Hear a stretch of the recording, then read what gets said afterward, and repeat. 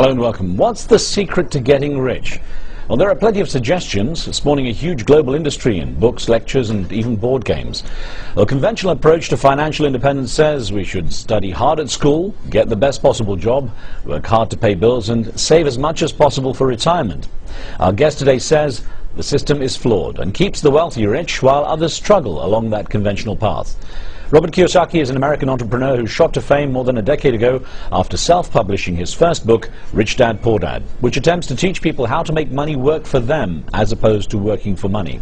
Well, today, the Rich Dad series has sold more than 26 million copies in 38 different languages. In his latest book, Conspiracy of the Rich, The 8 New Rules of Money, Robert Kiyosaki argues that our school system is a relic of the industrial age, geared to producing employees with almost no financial literacy. He says when it comes to basics like balance sheets, profits, losses, assets and liabilities, we are woefully ignorant and so not truly in control of our financial destiny. Robert Kiyosaki joins us today from Phoenix, Arizona.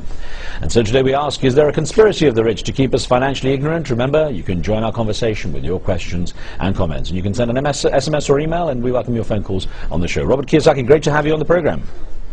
Oh, thank you. It's my honor. Good to start off with, I guess, for our viewers who are not familiar with the concept, what is the basic idea behind Rich Dad, Poor Dad?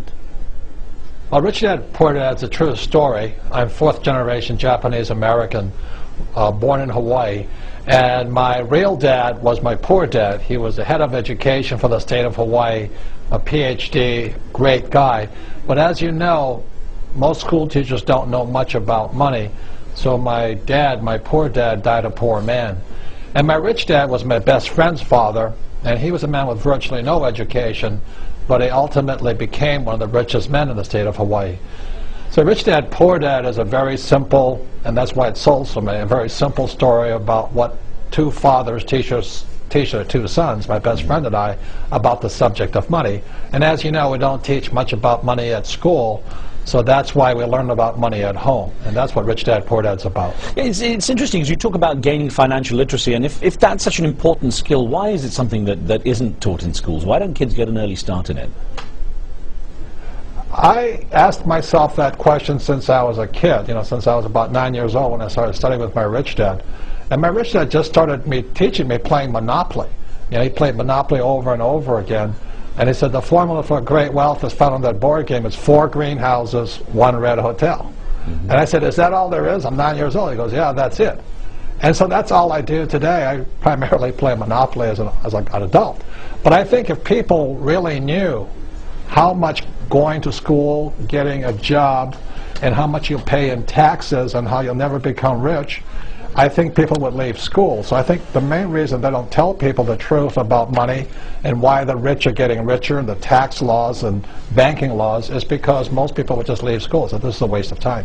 Well, so I think that's the reason. Yeah, I wonder if there are those who say that children can only absorb so much, or that children should be left to be children. I wonder, do you see a starting point at what age children should start getting these kinds of skills? That's a great question, because at what age is a child interested in money? And I know kids who are like 5 years old, they know the difference between a $1 bill and a $20 bill.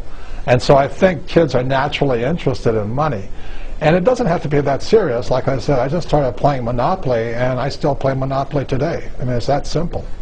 Well, it's interesting. We talked about the education system just now. We had a viewer that sent in an email stating the following. It's from Syed Arshid, who wrote in saying, education is a kind of investment, like real estate. Now, I know that a number of educators and thought leaders believe the education system is flawed, and you also explained how you think a lot of people, if they knew what was going on with schools, would leave. What would you change in the schooling system? How do you see it as flawed? What would you change? Well, there's a number of things. Financial education begins with literacy. Do you understand the vocabulary of money? And do you know the difference between cash flow and capital gains? That's one.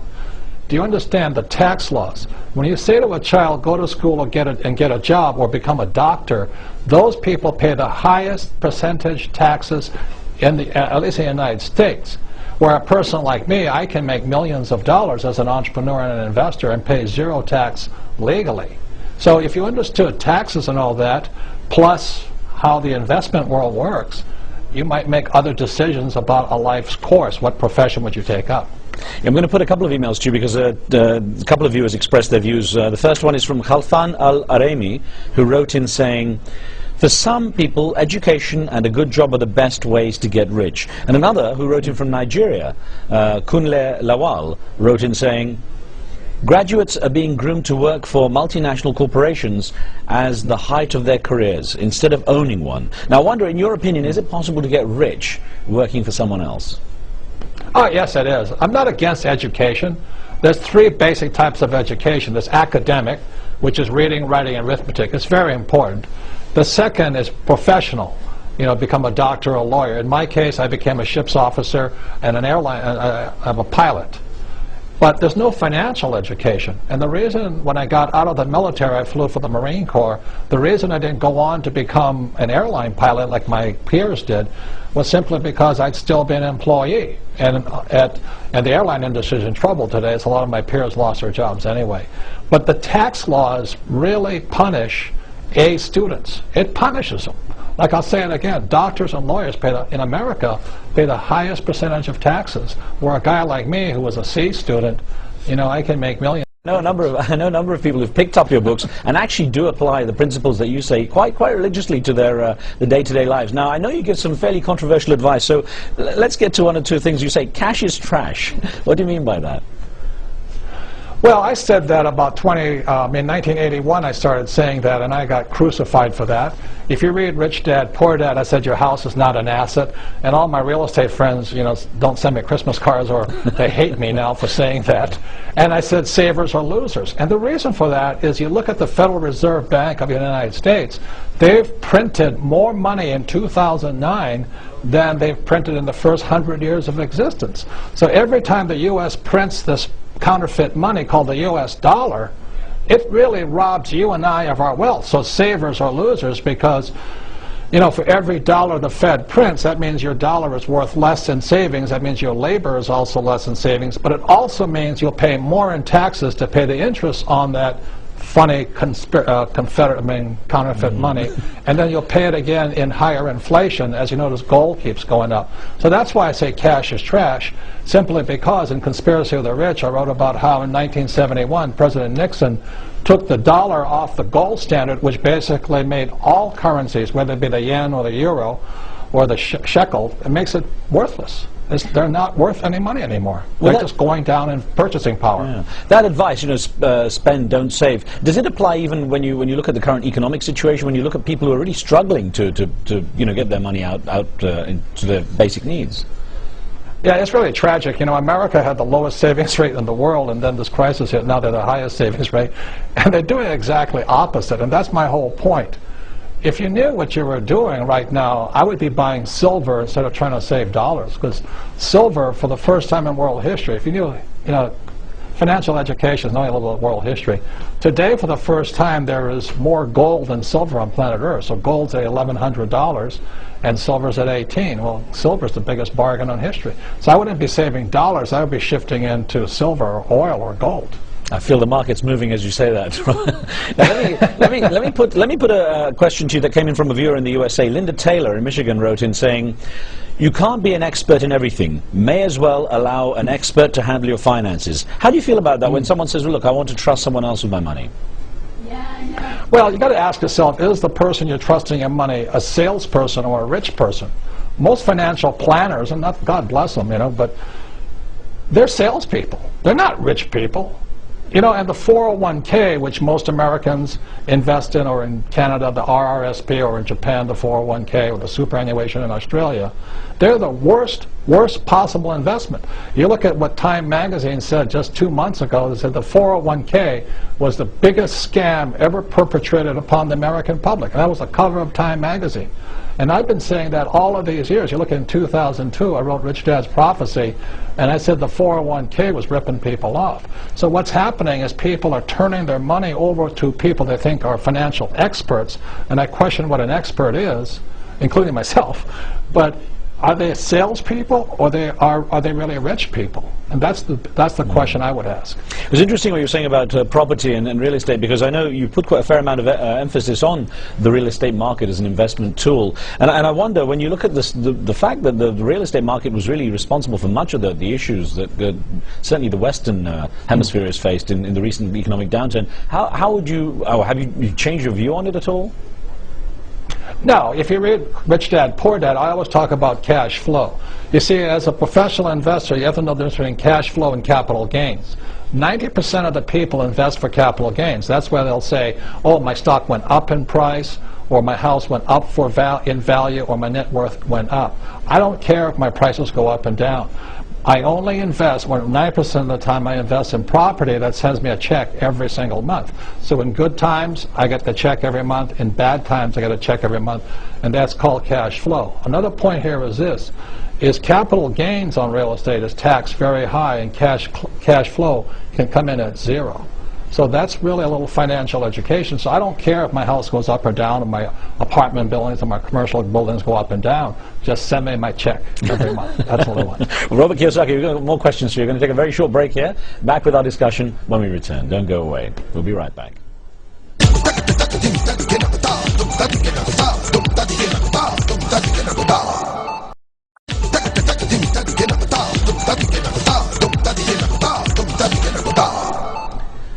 Welcome back. We've been discussing financial literacy and the important lessons on money management that are not necessarily taught in school. I'm joined by one of America's best-known personal finance gurus, Robert Kiyosaki, the author of Rich Dad, Poor Dad series, which advocates breaking out of the rat race by investing in real estate and other businesses to build wealth. And actually an interesting point that came to me just as I was thinking about the show, Robert, is does the financial literacy, or does the skill and the potential skill that can be acquired depend on a person's culture? Do you find variations in the culture of people, the way they approach this?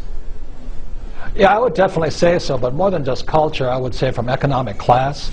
If you come from a poor family, what I'm saying is pure heresy. And if you come from an academic family like my family, all PhDs, it's academic heresy. And for the rich, they go, what's so hard about this? So it's not so much about ethnicity or anything like this, because every country has its rich and its poor and middle class, but it's just really what economic class you come from. What is the conspiracy you refer to in the latest book? When you talk about the conspiracy of the rich, basically, what do you see that to be? Well, conspiracy of the rich is in two parts. The first part is the history of how we got here, because it didn't just start with this real estate stuff. It's been going on for centuries. For centuries, the rich have always exploited the poor. So the first part of the book is a little bit of history, because if you can see history, you can see the future. And the second part is how guys like me get out of this mess by printing our own money. See, if the real thing is the Federal Reserve Bank in 1913 was formed against the wishes of the U.S. Constitution. The Federal Reserve Bank is not federal. It is owned by the richest European families in the world. It is not a bank. It has no reserves. It has the power to print money as much as it likes. So let's say it issues, it prints $1 billion. That money, they just wrote a check for it. It doesn't exist. It's like just making it up. But they want the interest from the taxpayers to pay the interest on that debt. And that's really what it's about. It's about why this economy is collapsing, is because they just started pushing the world into greater and greater debt. And around the year 2002, they started giving home loans to people with no jobs, no income, just to get them to borrow money to keep the economy afloat. But that's 2002 is just a symptom of 1913. So that's the first part of the book, and the second part of the book is how I play according to the rules of the rich. So I'm not against the Federal Reserve Bank. I mean, they're giving me a lot more money now than ever before, but they're not giving it to the poor and middle class. It's tragic. Interesting you say about getting out of the rat race and building sort of independent wealth here. We had a question from through Twitter from a viewer who used the name Falky8773. It says, how and where would the few who control the world find people to be their subordinates if everyone had an empire? Well, they do it in Conspiracy of the Rich. I write about the conspiracy against the U.S. education system. In 1904, a man named John D. Rockefeller took over the financial education system with a thing called the General Education Board. And then they dictated what the government taught kids in school. So the way they had to do it was one of the ways, not only taking over the banks, but they had to take over the school system. So when you see stuff like that, you'll understand kind of what's going on. And that's why Conspiracy of the Rich, the first part is history, the second part is how guys like me play by the rules of the rich, which is different than going to school and getting a job. They're very different worlds. Well, there was a viewer from the Philippines who wrote in for the show a question for you, a comment from Abdul Ghani Salapuddin, who wrote in saying, being poor or rich is a matter of choice, not destiny. Our destiny is in our hands. It is up to us to pursue it, to make it happen. But surely not everyone has the same opportunity, do they, Robert? No, but they don't have it if they're financially uneducated. Like the average person is working, in America, they're working for the US dollar. All over the world, the reserve banks of the world, like the Bank of Japan and all that, are dumping the dollar.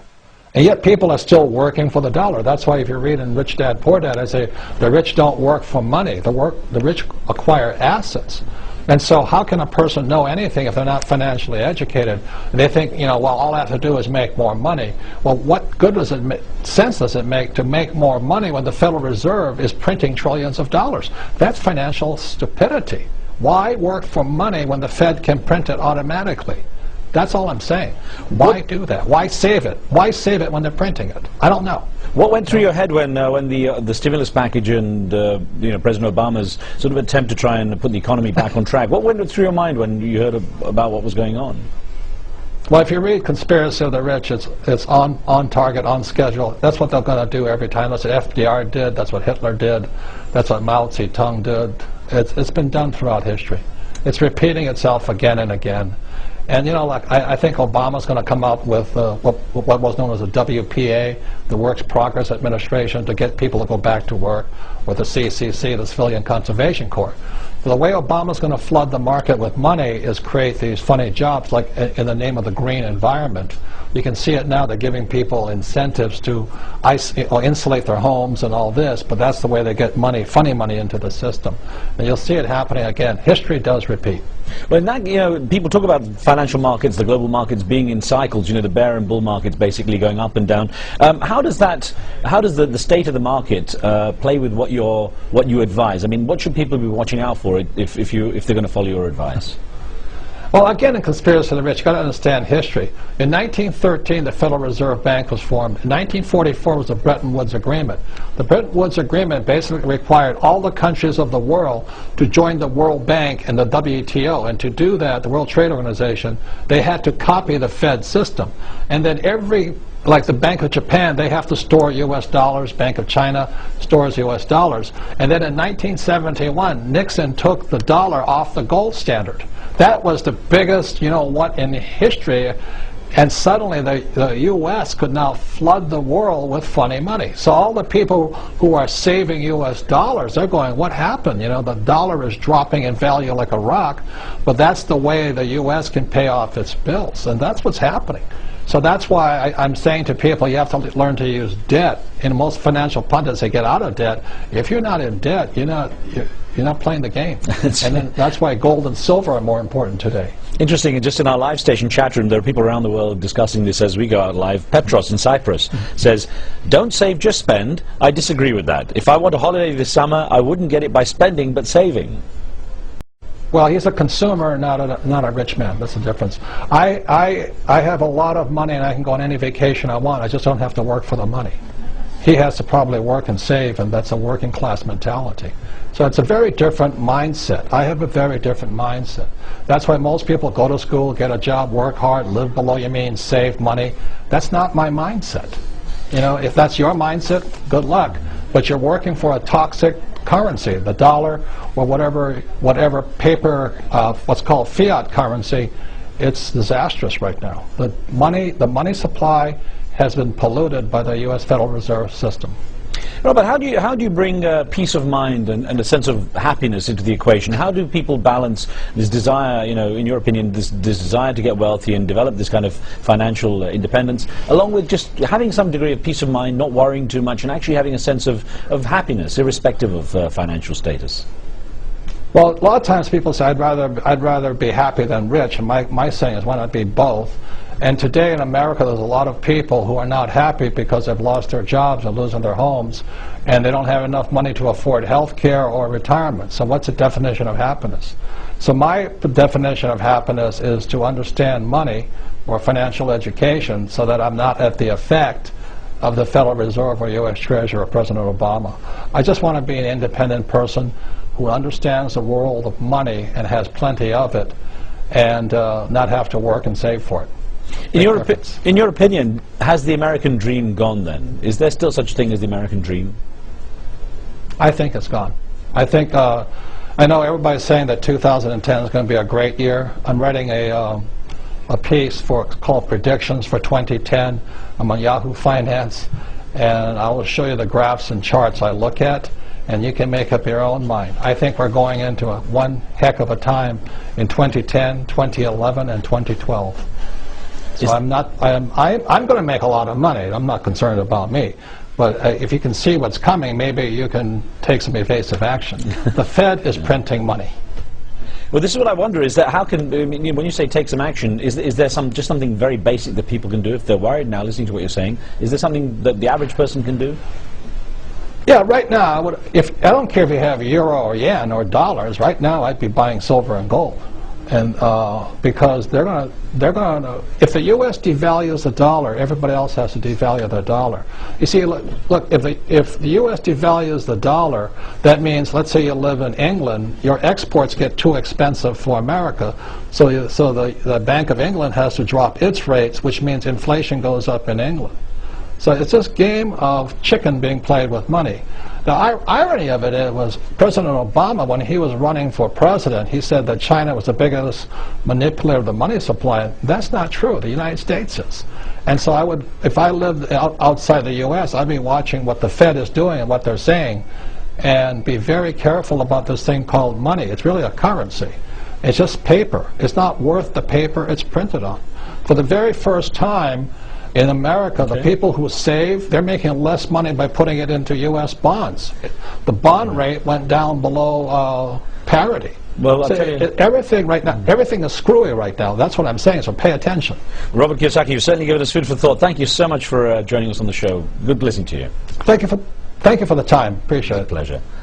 Thank you for being with us with your questions. So remember, you can follow our program on Twitter. We'll keep you notified on upcoming shows. You can send us questions and comments for our guests. But for now, from me and the team, we'll see you next time.